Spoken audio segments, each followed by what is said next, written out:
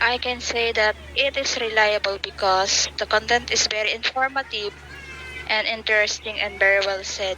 And I think the website are not reliable because they do not input how to reach them. Yes, they input a lot of information, but they don't input how to reach them, like where to send an email or who are the one to email.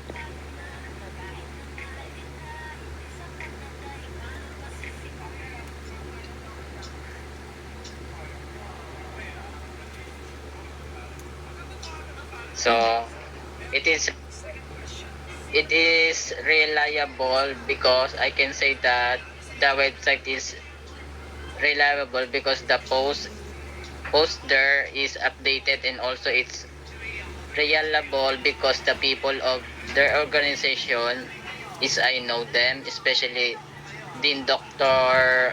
Annalisa F. Arcega, our college president. I can say not reliable because I think the website is not, because there's no content that how they can message in convenient way, because when we say reliable, something consistently good in performance, especially in communication. So why is it a reliable website? Because it's easy for students to navigate it. And why is it not a reliable website? Probably because it lack of regular updates. That's why there may be errors on it.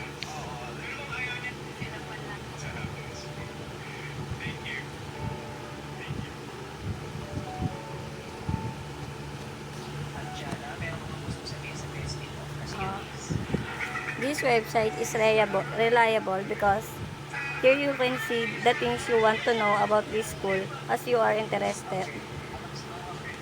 This website is not reliable because everything contained in this website may not be true, and it may have been done only to deceive students who are interested in it.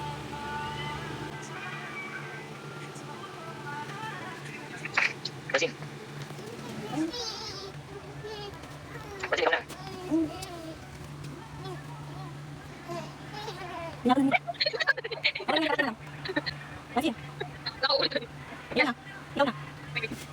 For me, it is reliable because it is easy for all students to use and access it.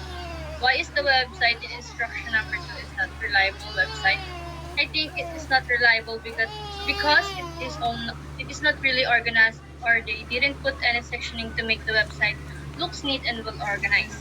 Because even though you only create a website that has one page, you should always do some title for its content for the viewers to become more interested or to stay more to the website because of the title.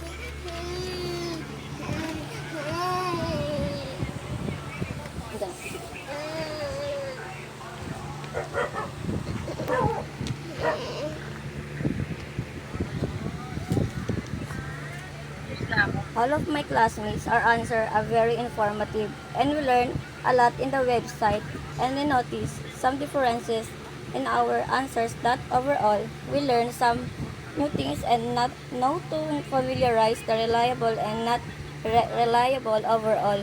The contents are good and very informative, and also website is not reliable.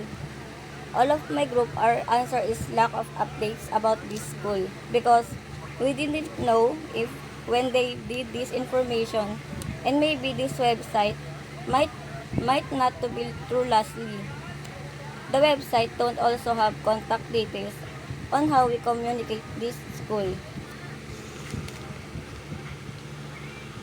That's all.